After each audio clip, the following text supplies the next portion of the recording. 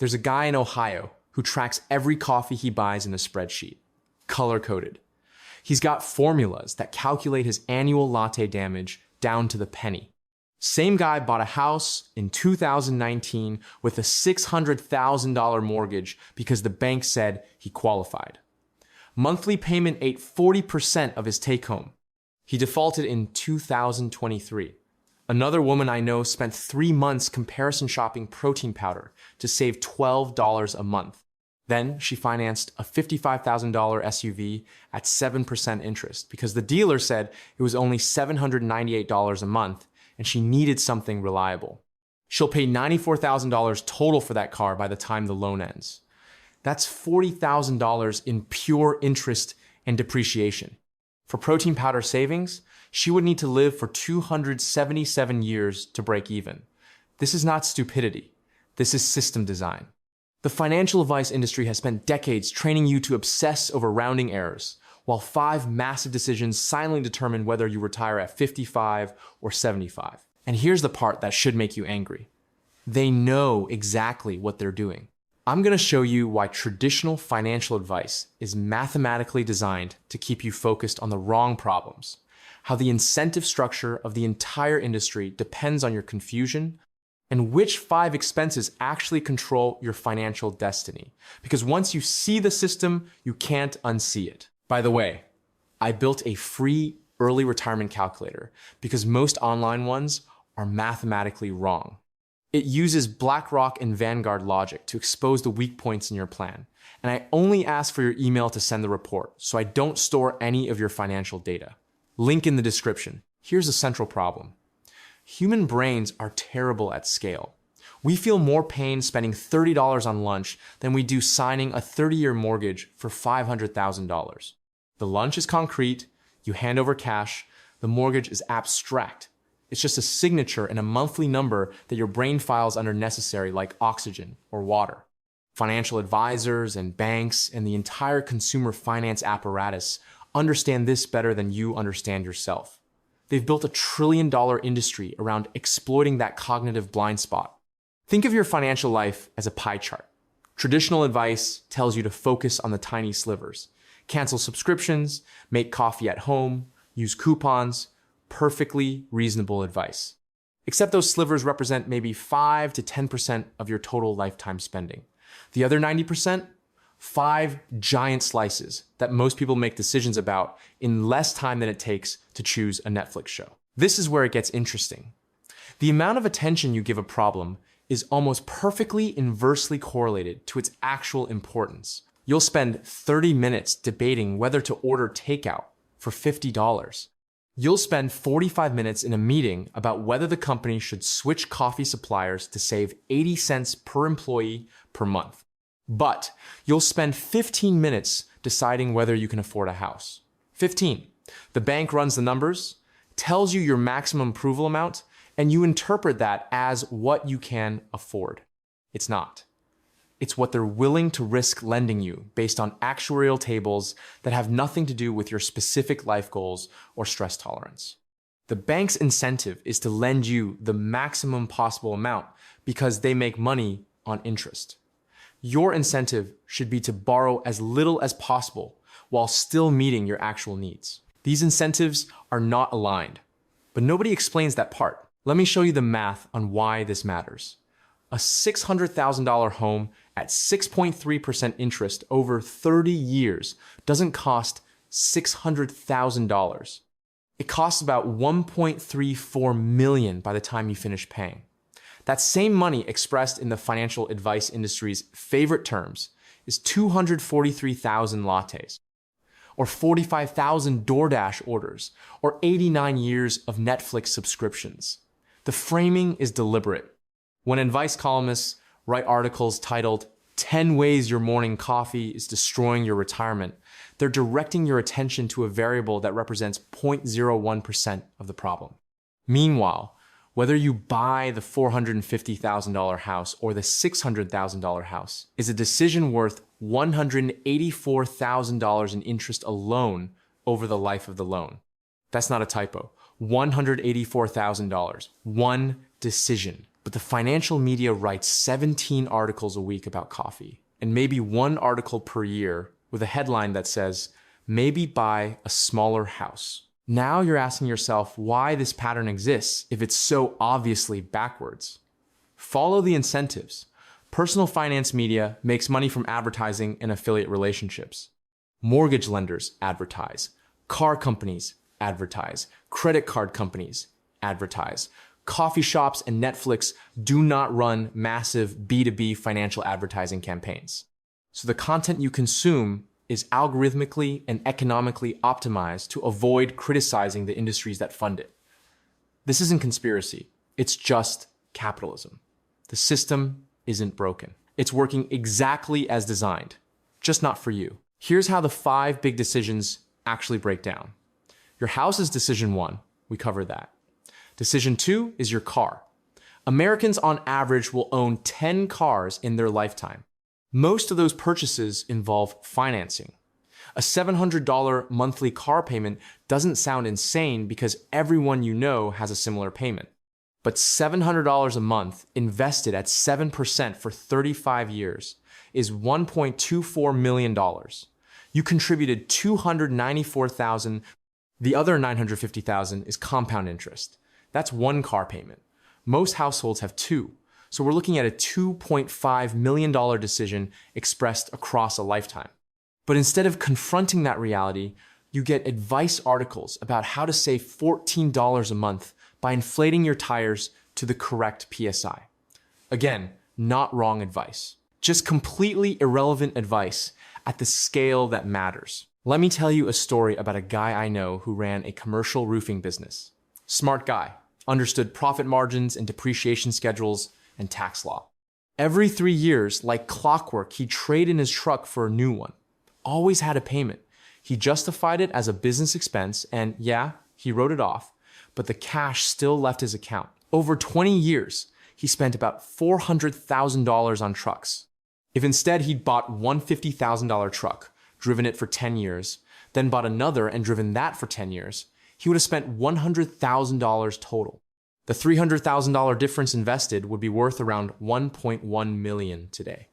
When I walked him through that math, he went quiet for a long time. Then he said, "But I liked having a new truck," which is fine. That's a valid choice. But it's a $1 million choice. Just call it what it is. We lie to ourselves about the size of these decisions because confronting them is psychologically uncomfortable. Decision 3 is healthcare and insurance. This one's grimmer. Average family health insurance premium is around $22,000 a year now. If you're buying on the individual market, that's $1,833 a month. Plus your deductible, let's say $5,000. Plus copays and out-of-pocket maximums. You're looking at $30,000 a year in a bad year. Over a working lifetime of 40 years, that's $1.2 million. And unlike the car or the house, you don't even get an asset at the end. You just get to not die. The only real leverage most people have here is employer-sponsored insurance, where the company subsidizes 70 to 85% of the premium, which means the actual valuable financial advice is don't leave a job with good health insurance unless the new job has equal or better coverage. But that advice doesn't fit in a 12 ways to save money this week listicle, so you don't hear it. You hear about how switching to generic medications can save you $4 per prescription. True and useless. Here's where I'll add something nobody wants to hear. The single best financial decision you can make regarding healthcare is to not need it. Take care of your body. Walk. Lift heavy things. Eat food that doesn't come in a package. Sleep. Manage stress. I know how this sounds, like some Instagram wellness guru telling you to manifest abundance. But I've spent 10 plus years around accountants and fiscal lawyers who manage money for a living, and every single one of them over 50 says the same thing. Their richest clients aren't the ones who pick the best stocks. They're the ones who stayed healthy enough to keep working or advising or running businesses into their 60s and 70s. The ones who had health crises in their 50s burned through savings faster than any market crash. I'm not saying you can prevent everything. You can't. I'm saying the math on preventive health is more favorable than any investment return you'll ever find. But that's not advice you can monetize with affiliate links to supplements. So it stays quiet. Decision 4 is kids and education. Childcare is a second mortgage. 3 kids in daycare in a major metro can run you $4,000 a month. That's $48,000 a year, post-tax. For 5 years, if you space them close together, you're looking at $240,000 before anyone learns to read. Then you get a brief reprieve before college. And college is its own psychotic spending trap. The average sticker price for a private 4-year university is now around $60,000 per year. 4 years, 4 kids, you're looking at $960,000. Can you negotiate that down with scholarships and in-state tuition and living at home? Yes. Should you? Also yes. But here's the uncomfortable truth. Most parents do not run the numbers. They do not sit down and calculate the net present value of a mechanical engineering degree from an in-state school at $40,000 total versus the same degree from a private school at $240,000. They just don't. And their kids at age 18 definitely don't. So you end up with a generation starting their working lives $70 or $80 or $100,000 in the hole, paying 6% interest on loans for degrees in fields that don't require degrees. The financial advice industry's response to this is to publish articles about how to pay off student loans faster by skipping avocado toast. Do you see the pattern yet? Now here's the quiet decision that nobody talks about. Number 5, lifestyle inflation. You get a raise, $5,000 salary bump. After taxes, maybe $3,000. Do you invest that $3,000 a year? No. You upgrade. Nicer car, bigger house, better restaurants, premium streaming services. None of it feels significant in the moment because you're spending the same percentage of your income. But here's the trap. If instead you kept your lifestyle fixed at your year 5 salary level and invested every raise from year 6 to year 30, you'd retire 7 years earlier. 7. That's not motivation. That's compound interest math. But it requires saying no to upgrades that everyone around you is saying yes to. And humans are social animals. We match the spending patterns of our peer group. It's why doctors and lawyers and tech workers making $300,000 a year still feel broke. They're competing with other people making $300,000. Your brain doesn't benchmark against your past self. It benchmarks against your neighbors. This is called the Hedonic Treadmill, and it's probably cost you more money than inflation. Let me give you a concrete case study. 2 guys, both 35, both making $120,000 a year in a medium cost of living city. Guy A buys a $450,000 house with a conventional loan, drives a paid-off 10-year-old sedan, packs lunch 4 days a week, has employer health insurance, no kids yet. His mortgage is $2,700 a month, total fixed expenses around $4,500. He's investing $2,000 a month into index funds in his 401k and a Roth IRA. Guy B buys a $600,000 house because he qualified for it, finances a new truck at $700 a month, eats out most days, same health insurance, no kids. His mortgage is $3,700.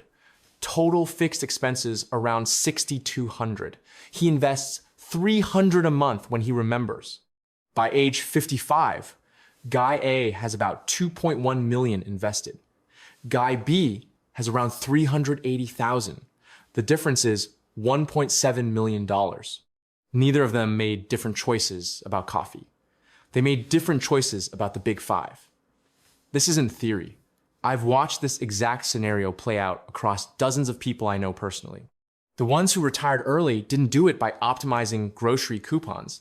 They did it by keeping housing and transportation costs low while their income grew. Now you might be thinking, okay, but what if I actually want the nicer house and the nicer car? What if I worked hard and I want to enjoy it? Fair question. Here's my answer. Do it. Just be honest about the trade-off. If you want to spend an extra $1 million across your lifetime on upgraded housing and vehicles, that's a valid choice. But it's a choice that moves your retirement age from 55 to 65 or from 60 to 70. Run the actual numbers. Use a real calculator, not the one on the bank's website that's designed to maximize your borrowing. Understand the opportunity cost. Then decide. What drives me insane is when people make these massive financial decisions without ever doing that math. They just follow the cultural script. Get the biggest house you qualify for, lease a nice car, upgrade every 3 years, keep up with your peer group. Then they hit 50 and panic because they're nowhere near retirement and they have no idea why. The why is the big five. It was always the big five. Here's the part where I'm supposed to tell you about my background to establish credibility. I've run my own business for over a decade.